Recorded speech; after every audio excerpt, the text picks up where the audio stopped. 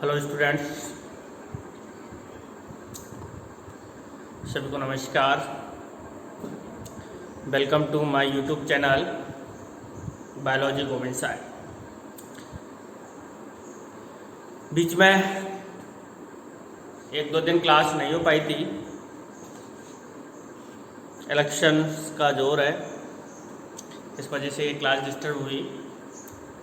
आगे भी अभी तो ट्रेनिंग हुई है और इलेक्शंस होंगे 2 या 3 तारीख में, जब भी क्लास नहीं हो पाएगी। सभी का धन्यवाद। उम्मीद करता हूँ सभी घर पे अच्छे से पढ़ाई करते होंगे, करनी चाहिए पढ़ाई। आज का जो हमारा टॉपिक है वो है replication. DNA, RNA, genetic materials, जो मॉलिक्यूलर बेसिस ऑफ इनहेरिटेंस जिस पर आधारित ये चैप्टर है, उसमें से डीएनए और आरएनए दोनों की स्ट्रक्चर के बारे में डिटेल से हमने स्टडी कर लिया, डिस्कवरी पढ़ ली। देन अब हमें जो सेंट्रल डॉगमा थ्योरी थी, यानी जो जेनेटिक इंफॉर्मेशन है वो किस प्रकार से ट्रांसफ़र होती है। क्रिक थ्योरी को एक बार याद कीजिएगा। क्रिक ने जो थ्योरी दी थी सेंट्रल डॉगमा यानी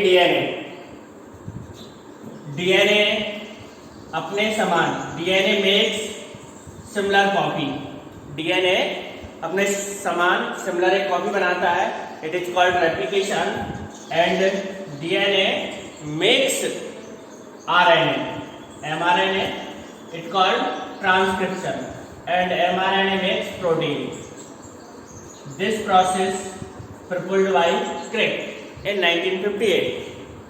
it is called central dogma theory. इसे सेंट्रल डॉगमा थ्योरी कहते हैं। तो इसमें से फर्स्ट स्टेप पढ़ेंगे हम replication. DNA makes itself copy, DNA makes similar itself copy. DNA अपने समान एक कॉपी बना लेता है और यह प्रोसीजर क्या कहलाती है? रेप्लिकेशन कहलाती है। Replication, what is replication? And replication से रिलेटेड सेमी कंजर्वेटिव मेथड्स से डीएनए का रेप्लिकेशन होता है।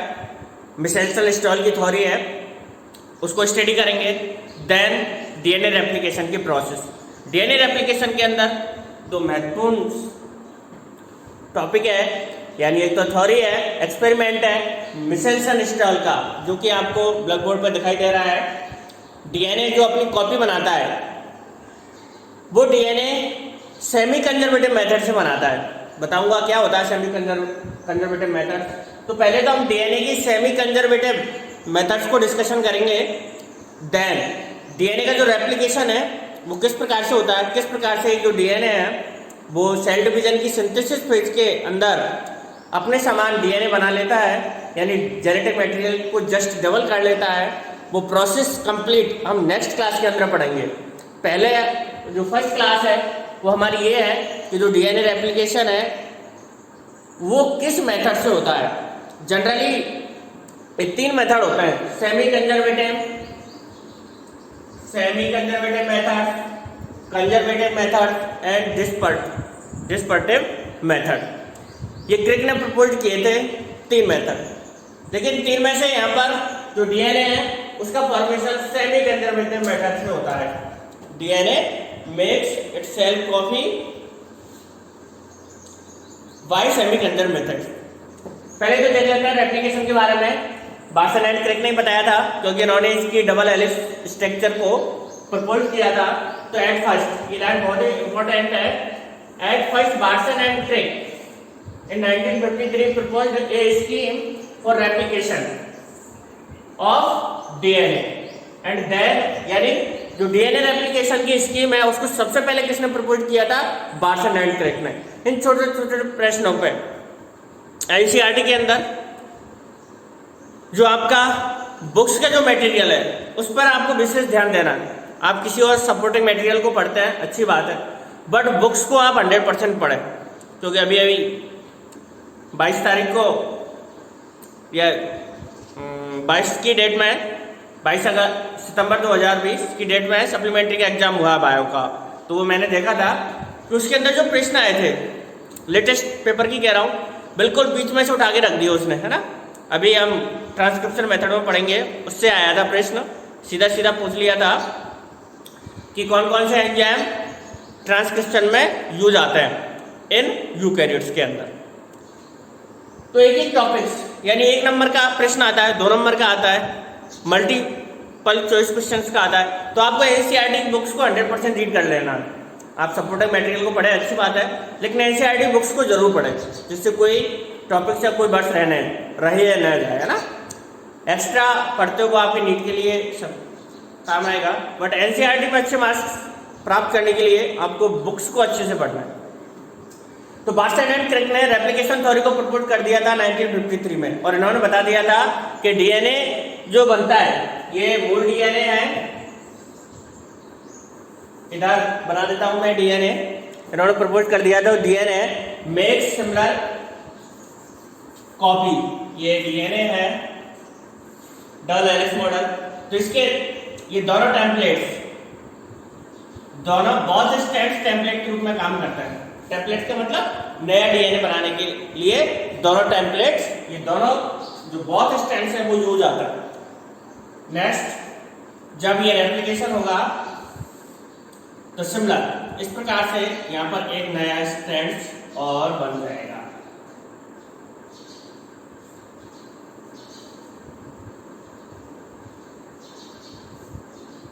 तो इस प्रकार से ये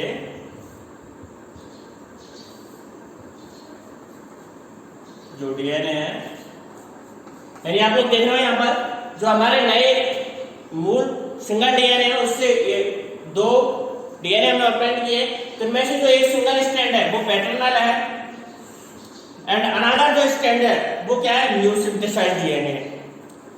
डीएनए में 2 स्ट्रैंड रहते हैं, तो उनमें से एक स्ट्रैंड तो पैटर्नल है, और अनदर जो स्ट्रैंड्स है वो कैसा है, न्यू सिंथेसाइज्ड है। यानी हम कह सकते हैं कि जो नया डीएनए बनता है उसका एक स्ट्रैंड तो पैटर्नल या मैटरनल ही होता है, बट जो अनदर स्ट्रैंड्स है वो न्यू सिंथेसाइज होता है, और यही मेथड क्या कहलाता है, सेमी कंजर्वेटिव कहलाता है। जब बनने वाला जो डीएनए है उसके अंदर एक डीएनए पैटर्नल या मैटरनल होता है और एक स्ट्रैंड न्यू सिंथेसाइज्ड होता है, तो इस प्रकार का मेथड सेमी कंजर्वेटिव मेथड कहलाता है। क्या कहलाता है, सेमी कंजर्वेटिव मेथड। तो इसके लिए बार्सन एंड क्रिक साइंटिफिक रूप से उन्होंने ये तो बता दिया कि डीएनए का जो रेप्लिकेशन होता है वो सेमी कंजर्वेटिव मेथड से होता है, बट इसे एक्सपेरिमेंटली प्रूव नहीं कर सके, और and then after by experiment Meselson and Stahl 1958 में, मिशेल्सन एंड स्टॉल इन्होंने 1958 में विद एक्सपेरिमेंट इकोलाई को यूज करते हुए इसको प्रूव किया कि जो डीएनए है, डीएनए का जो रेप्लिकेशन है वो सेमी कंजर्वेटिव मेथड से होता है। तो ये मेथड क्या होता है, इसी को हम डिटेल से पढ़ेंगे। चित्र आप लोगों को दिख रहा है, सेमी कंजर्वेटिव मेथड्स आप लोग समझ गए।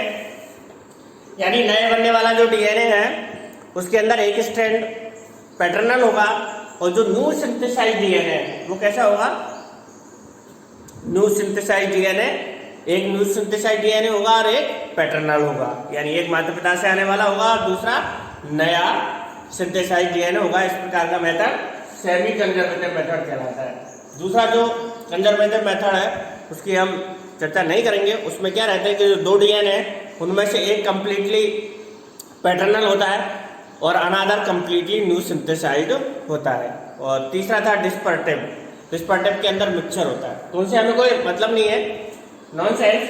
हमें सिर्फ यहाँ पर कौन सा पढ़ना है, सेमी कंजर्वेटिव मेथड, है ना। डीएनए रेप्लिकेशन का कौन सा मेथड है, ये semi conservative method. It was given by Meselson and Stahl in 1958। पूरा नाम है उनका Matthew Meselson and Franklin Stahl 1958। इन्होंने जो यूज लिया इकोलाई बैक्टीरिया पर, यानी प्रोकैरियोट्स था इकोलाई बैक्टीरिया, उसको उन्होंने एक्सपेरिमेंटल के रूप में यूज किया। अमोनियम क्लोराइड, इसके 2 आइसोटॉप्स हैं, इनको इन्होंने यूज में लिया, सेंट्रीफ्यूगेशन मेथड को यूज में लिया, और एक डेंसिटी ग्रेडियंट को मेजर करने के लिए सीजियम क्लोराइड को यूज में लिया है ना। तो ये मटेरियल हो गए इनके E coli, centrifugation machine, ammonium chloride और सीजियम क्लोराइड। क्या इनका एक्सपेरिमेंट है वो देखिएगा। ये इकोलाई का मोल डीएनए एट फर्स्ट इन्होंने क्या करवाया कि जो इकोलाई है उसको ऐसे मीडियम के अंदर ग्रो करवाया जिसके अंदर N15 ammonium chloride N15 isotopes है।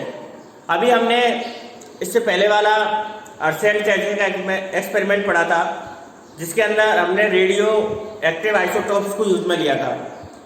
इस बात का ध्यान है कि ये रेडियो एक्टिव आइसोटोप्स नहीं है, ये रेडियो एक्टिव आइसोटोप्स नहीं है। रेडियो एक्टिव आइसोटोप्स और ये नॉर्मल आइसोटोप्स इनमें डिफरेंस इतना सा रहता है कि ये स्टेबल होता है और जबकि रेडियो एक्टिव आइसोटोप्स लगातार कंटिन्यूअस अपने में से रेज या विकिरण को उत्सर्जित करते रहते हैं। इनका N14 और N15, इनका मतलब आप लोग समझ रहे होंगे। यहाँ पर जो नाइट्रोजन है इसके अंदर नाइट्रोजन N15 के अंदर प्रोटॉन कितना है 7 और न्यूट्रॉन कितना है 8 है ना। तो N15 तो और N14 के अंदर न्यूट्रॉन कितना है प्रोटॉन भी 7 है, न्यूट्रॉन भी 7।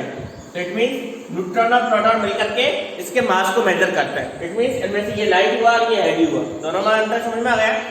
ये स्टेबल कंपाउंड है क्योंकि यहाँ लगभग न्यूट्रॉन और प्रोटॉन्स का नंबर लगभग स्टेबल है, ज़्यादा डिफरेंस नहीं है। इनमें जब मोर डिफरेंस रहता है जैसा कि हमने फास्फोरस और सल्फर आर्सेन जैसे एक्सपेरिमेंट में देखा था, वहाँ पर न्यूट्रॉन और प्रोटॉन के नंबर में बहुत ज़्यादा डिफरेंस रहता है। और जब ज़्यादा डिफरेंस रहता है तो इस प्रकार के एलिमेंट्स का जो न्यूक्लियस है वो अनस्टेबल हो जाता है और फिर वो रेडियो एक्टिव विकिरण को उत्सर्जित करता है। तो इस बात का ध्यान रखना कि यहाँ पर मिसाइल स्टोन ने जो नाइट्रोजन यूज में लिया है वो सिर्फ आइसोटोप्स है, नॉट रेडियो एक्टिव है ना। यहाँ पर रेडियो एक्टिव नहीं है क्योंकि यहाँ पर ज़्यादा डिफरेंस नहीं है। ये N15 है, इसका मतलब यहाँ इसका मास ज़्यादा है, नाइट्रोजन नंबर मोर है और इसका नाइट्रोजन मास N14 का कम है। तो इनको डेंसिटी ग्रेडियंट के आधार पर आसानी से सेपरेट कर सकते हैं। हैवी जो होगा वो नीचे आएगा।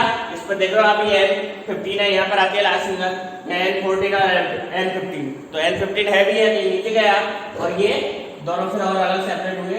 तो N15 वाला जो डीएनए जब इनको हमने सेपरेट किया तो ये सेंट्रीफ्यूगेशन मशीन में हमें लोअर साइड पर ऑब्टेन्ड होता है। तो देखते हैं जो एक्सपेरिमेंट है उसको 1 बाय 1 समझते हैं 3 स्टेप्स के अंदर। जो मिसाइल स्टॉल थे उन्होंने इकोलाई को एट फर्स्ट किसके अंदर ग्रो करवाया N15 अमोनियम क्लोराइड के अंदर। इससे क्या होगा कि जो इसका डीएनए है उसके अंदर कई जनरेशंस तक इसको अमोनियम क्लोराइड N15 के अंदर ग्रो करवाया जिससे मेनी जनरेशंस तक इसका N15 जो डीएनए इसके अंदर क्या हो गया इनकरप्टेड हो गया N15। यानी अब जो इकोलाई का डीएनए है उसके अंदर जो डीएनए में नाइट्रोजन मिलेगा वो कैसा मिलेगा N15। कैसा डीएनए मिलेगा N15। यानी इसको कई जनरेशन तक ग्रो करवाया। अब कंप्लीटली जो इकोलाई का डीएनए जब इसको हमने एक्सट्रैक्टेड किया और एक्सट्रैक्टेड करने के बाद ये पाया कि इसका जो डीएनए वो कैसा है N15 डीएनए कैसा डीएनए। अब कंप्लीटली जो इकोलाई का डीएनए है वो कैसा होगा, ऐसे कंप्लीटली डीएनए के अंदर कौन सा नाइट्रोजन पाया जाएगा एलिमेंट जो N15 होगा, हैवी नाइट्रोजन वाला डीएनए अब इकोलाई के अंदर पाया जाता है क्योंकि इसको हमने बहुत सारी जनरेशंस के अंदर जिसमें कल्चर मीडियम के अंदर सिर्फ N15 नाइट्रोजन सोर्स था उसके अंदर इसको ग्रो करवाया। तो ये N15 जो डीएनए है इसके मूल डीएनए के अंदर इनकरप्टेड हो गया इसके अंदर ऐड हो गया। तो ये मूल डीएनए है, ये इकोलाई वाला फर्स्ट स्टेप समझ में आ गया। यानी सबसे पहले मिसाइल स्टोर ने क्या किया, इकोलाई को N15 कल्चर मीडियम के अंदर ग्रो करवाया था कई जनरेशंस तक। एक जनरेशन के अंदर तो ये इनकरप्टेड होगा नहीं, इसके अंदर कई जनरेशंस तक, क्योंकि जो नॉर्मल इकोलाई है उसके अंदर नॉर्मल नाइट्रोजन वाला डीएनए पाया जाएगा और नॉर्मल वाला कौन सा है N14। तो N14 को रिप्लेस किया हमने N15 से। कई जनरेशंस तक इस मीडियम के अंदर इसको ग्रो करवाया इकोलाई को, जिससे इसका जो डीएनए था उसका नाइट्रोजन में N14 के स्थान पर N15 आ गया। अब जो हमारे पास इकोलाई है उसका डीएनए को एक्सक्रेट किया, इसको अलग किया, सेपरेट किया और उसको देखा था हमने सेंट्रीफ्यूगेशन मशीन, जिसको सीजियम क्लोराइड के साथ डेंसिटी ग्रेडियंट के आधार पर हमने ये ऑब्जर्व किया कि जो डीएनए है उसके अंदर N15 नाइट्रोजन है। देन ये हो गया फर्स्ट स्टेप। सेकंड स्टेप में क्या किया, अब इसको ट्रांसफर कर दिया N14 कल्चर मीडियम के अंदर। इकोलाई की जो मल्टीप्लाई होने की जो रेट है वो 20 मिनट है, इस बात का ध्यान रखना। यानी ये 20 मिनट के अंदर अपने जैसे सिमिलर कॉपी तैयार कर लेता है। कितने मिनट के अंदर? 20। यानी नेक्स्ट जो जनरेशन हमें ऑपरेंड होगी वो कितने मिनट के बाद होगी? 20 मिनट के बाद। 20 मिनट के बाद हमें नेक्स्ट जनरेशन से ऑपरेंड हो जाएगा। तो इस बात का आप ध्यान रखें कि जो ये सबकी रिप्रोडक्शन जो रेट है या मल्टीप्लिकेशन की जो रेट है वो सब में अलग अलग पाई जाती है। इकोलाई के अंदर कितनी है? 20 मिनट। तो फर्स्ट स्टेप कंप्लीट हो गया। सेकंड स्टेप के अंदर डीएनए को एक्सक्रेट करने के लिए, सेपरेट करने के लिए सेंट्रीफ्यूगेशन मशीन में सेंट्रीफ्यूगेशन किया जाएगा। किसके साथ? सीजियम क्लोराइड डेंसिटी ग्रेडियंट के साथ, जिससे हैवी N15 डीएनए हमें नीचे प्राप्त हो गया। अब इसको ट्रांसफर कर दिया इकोलाई को किस मीडियम के अंदर? M14 के अंदर, और इसकी फर्स्ट जनरेशन को ऑब्टेन किया। फर्स्ट जनरेशन को जब ऑब्टेन किया तो इसका जो डीएनए ये रेप्लिकेशन के दौरान अपने जैसे 2 डीएनए बना लेगा, डीएनए की कॉपी। ये इधर देख लीजिएगा एक बार, ये मूल डीएनए था। डीएनए के स्ट्रैंड ये टेम्पलेट के रूप में काम करता है, टेम्पलेट के रूप में काम करेंगे। अब कल्चर मीडियम में जो इन्हें मटेरियल मिलेगा उसके अंदर जो नाइट्रोजन सोर्स है N14 है, तो N14 वाला न्यूक्लियोटाइड पॉलीन्यूक्लियोटाइड के साथ ऐड हो जाता है। ये ऐड हो गए, देन ये 2 डीएनए स्ट्रैंड्स ऑब्टेन हो गए, और इन डीएनए स्ट्रैंड को सेंट्रीफ्यूगेशन मेथड से सीजियम क्लोराइड डेंसिटी ग्रेडियंट के साथ जब उनको सेंट्रीफ्यूगेट किया तब ये पाया कि जो डीएनए एक्सक्रेट किए उनके अंदर 50% डीएनए N15 है, देन 50% डीएनए क्या है? N14। इट मींस ये हमें एक्सपेरिमेंटली प्रूव हो गया कि जो न्यू सिंथेसाइज जो डीएनए उसमें से 50% तो पैटर्नल है। ये देखिएगा, ये दोनों पैटर्नल है, यहाँ से कलर पे देख लीजिएगा। और ये जो आपको येलो कलर दिख रहा है ये न्यू सिंथेसाइज डीएनए जो किसको रिप्रेजेंट कर रहा है? N14। क्योंकि इसको किस मीडियम के अंदर ग्रो करवाया था हमने? N14 वाले कल्चर मीडियम के अंदर ग्रो करवाया। देन सेंट्रीफ्यूगेशन मशीन के हेल्प से caesium chloride centrifugation machine and caesium chloride की सहायता से जब डीएनए को हमने सेपरेट किया और उसका एनालिसिस किया तब ये पाया कि इसकी 50% जो डीएनए है वो ओल्ड डीएनए है and 50% DNA is new DNA. It means ये हाइब्रिड डीएनए। ये कैसा है? Hybrid DNA. 20 मिनट के बाद, ठीक। सेकंड स्टेप समझ में आया। देन आफ्टर 20 मिनट और किस मीडियम के अंदर ग्रो करवाया है इसको? N14 के अंदर। कौन सा मीडियम है? मीडियम चेंज नहीं किया अब हमने। थर्ड स्टेप के अंदर N14 मीडियम के अंदर ही ग्रो करवाया और फिर इसके डीएनए को ऑब्जर्व किया। तो यहां पर जो डीएनए देखिएगा ये बिल्कुल न्यू सिंथेसाइज N14 वाले N14 जो डीएनए है वो बिल्कुल न्यू सिंथेसाइज है और ये हाइब्रिड है। यहाँ भी देखिएगा हाइब्रिड डीएनए 50% है, ये 100% डीएनए है। हाइब्रिड यहाँ पर 100% है और यहाँ पर देखिएगा ये हाइब्रिड और लाइट डीएनए, ये हाइब्रिड है और ये दोनों लाइट डीएनए N14। 50% हो गए, ये हाइब्रिड डीएनए 50% हाइब्रिड डीएनए और 50% लाइट डीएनए। इट मींस इससे समझ में आया है आप लोगों के कि यहाँ पर जो मूल डीएनए था वो 100% था, नेक्स्ट जनरेशन में क्या हो गया? वो 50% हो गया, है ना। और फिर नेक्स्ट जनरेशन में क्या होगा? फिर ये और हाफ हो जाएगा। तो थर्ड स्टेप के अंदर 20 मिनट मल्टीप्लाई में लेता है, देन इसको N14 मीडियम के अंदर ग्रो करवाया, देन इसके डीएनए को एक्सट्रैक्ट किया और ऑब्जर्व किया कि जो हाइब्रिड डीएनए उसकी क्वांटिटी भी 50% रहती है, एंड लाइट डीएनए उसकी क्वांटिटी भी कितनी है 50% होती है। तो it is semi conservative method कि जो न्यू सिंथेसाइज्ड डीएनए है उसमें 50% ओल्ड डीएनए होता है और 50% न्यू डीएनए होता है। यही मेथड क्या कहलाता है, सेमी कंजर्वेटिव मेथड। इसी बुक्स के अंदर आपकी जो एनसीईआरटी वाली बुक्स है इसमें क्वेश्चन भी दिया हुआ है ना, कि 80 मिनट्स के बाद आप लोगों को लाइट और हाइब्रिड डीएनए का प्रोपोर्शन रेशो क्या है वो निकालना है ना। तो उसके लिए मैंने ये फिगर रखे हैं, इधर देखिएगा, ये फर्स्ट जनरेशन है, यहाँ पर जो मूल डीएनए वो 100% है। देन नेक्स्ट जनरेशन में कितना हुआ 50%, और नेक्स्ट जनरेशन के बाद ये कितना हो जाएगा 50% का आधा 12.5%। यानी कोई भी जो डीएनए है वो नेक्स्ट जनरेशन के बाद 50% हो जाता है। यही तो सेमी कंजर्वेटिव मेथड्स है। तो यहाँ पर देखिएगा फर्स्ट जनरेशन के अंदर जो हाइब्रिड डीएनए वो 100% है, मैंने लिख दिया 100% हाइब्रिड डीएनए, और यहाँ पर यानी लाइट डीएनए कोई भी नहीं है, क्योंकि यहाँ पर हमने इनकॉर्पोरेट ही तो किया था इसको N14 के अंदर। नेक्स्ट जनरेशन 20 मिनट्स के बाद यानी 40 मिनट्स में। तो यहाँ पर आप लोग देखिएगा, आप लोगों को दो हाइब्रिड डीएनए और दो लाइट डीएनए, इट मीन्स 50-50% हो गया। यानी सेकंड जनरेशन के अंदर जो हाइब्रिड डीएनए और लाइट डीएनए उसका रेशो यानी प्रोपोर्शन क्या है 50-50%, यानी दोनों 2-2 है। इट मीन्स इस रेशो गया 1:1। देन इसी प्रकार से जब हम इसका नेक्स्ट जनरेशन और कैलकुलेट करेंगे, next generation it simply 40 minute के बाद फर्स्ट जनरेशन, सॉरी 20 मिनट के बाद फर्स्ट जनरेशन, 40 मिनट के बाद सेकंड जनरेशन, जो नेक्स्ट जनरेशन आएगी वो 60 मिनट के बाद आएगी, है ना। तो यहाँ पर 60 मिनट के बाद जो हाइब्रिड डीएनए है उसका रेशो हो जाएगा कितना 25%, और जो लाइट डीएनए वो कितना हो जाएगा 75%, है ना। यहाँ पर एक डीएनए थे, ये 2 हो गए, 2 से 4 हो गए, 4 से कितनी होंगी 8।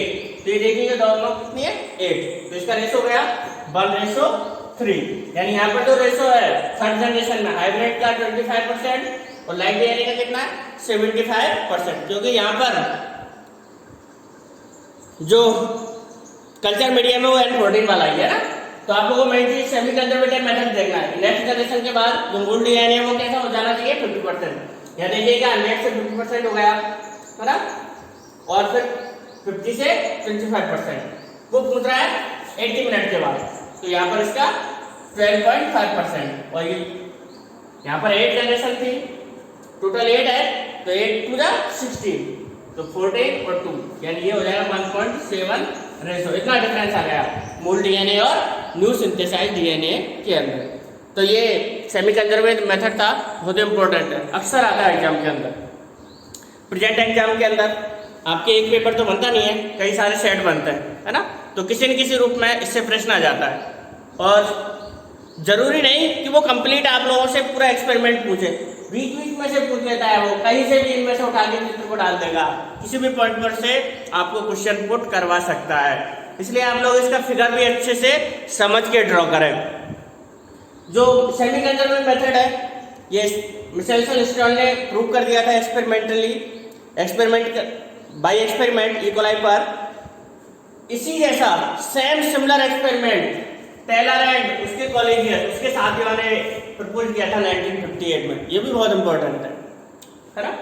विकिया फावा फ्रांस पर ये एक्सपेरिमेंट किया था, जिसको फावा बेंच भी कहते हैं, और इन्होंने जो यूज किया वो रेडियो एक्टिव थाइमिडीन को यूज किया था।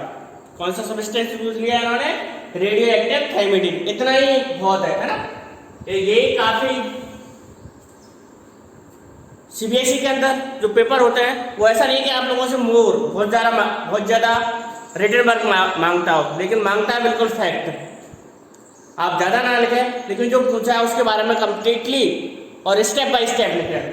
तो ये अनदर पूरा एक्सपेरिमेंट कुछ नहीं है, बस इतना सा ही है कि टेलर और उसके कॉलेज साथियों ने भी डीएनए रेप्लिकेशन को सेमी कंजर्वेटिव, डीएनए जो रेप्लिकेशन होता है वो सेमी कंजर्वेटिव मेथड से होता है, इसको प्रूव किया था। विकिया फावा प्लांट पर एक्सपेरिमेंट किया था और इन्होंने रेडियो एक्टिव थाइमिडीन को यूज किया था। तो ये भी बहुत इंपॉर्टेंट है। तो अब समझ में आ गया होगा आप लोगों के कि सेमी कंजर्वेटिव मेथड्स क्या है। सेमी कंजर्वेटिव मेथड मीट है, कोई डीएनए है, मूल डीएनए, तो वो नेक्स्ट जनरेशन के अंदर 50% हो जाता है, फिर नेक्स्ट जनरेशन के अंदर फिर उसका हाफ हो जाता है। तो ये मेथड है सेमी कंजर्वेटिव मेथड, यानी इसमें बनने वाला जो डीएनए उसमें एक पार्ट, दो डीएनए के दोनों पार्ट है, दोनों स्ट्रैंड है, तो एक तो उसके पेरेंटल पार्ट होता है और अनदर होता है उसका न्यू सिंथेसाइज्ड डीएनए। तो ये बहुत इंपॉर्टेंट मिसेंसल स्टॉल का रेप्लिकेशन मेथड था। नेक्स्ट जो हम पढ़ेंगे वो इसकी प्रोसेस पढ़ेंगे रेप्लिकेशन की। रेप्लिकेशन का फॉर्मेशन जो डीएनए है वो किस प्रकार से डीएनए का फॉर्मेशन होता है, इसके अंदर जो एंजाइम की मशीनरी है वो बहुत ज़्यादा काम आती है और उस एंजाइम से बहुत प्रश्न उठ के आते हैं, है ना। पूरा मेथड्स, मैं फिर कह रहा हूँ कि पूरा मेथड्स को पढ़ने के अलावा आप इसमें दिए हुए बीच के पॉइंटों को अच्छे से पढ़ें। सभी का धन्यवाद और उम्मीद करता हूँ आप लोग पढ़ाई अपनी जारी रखें।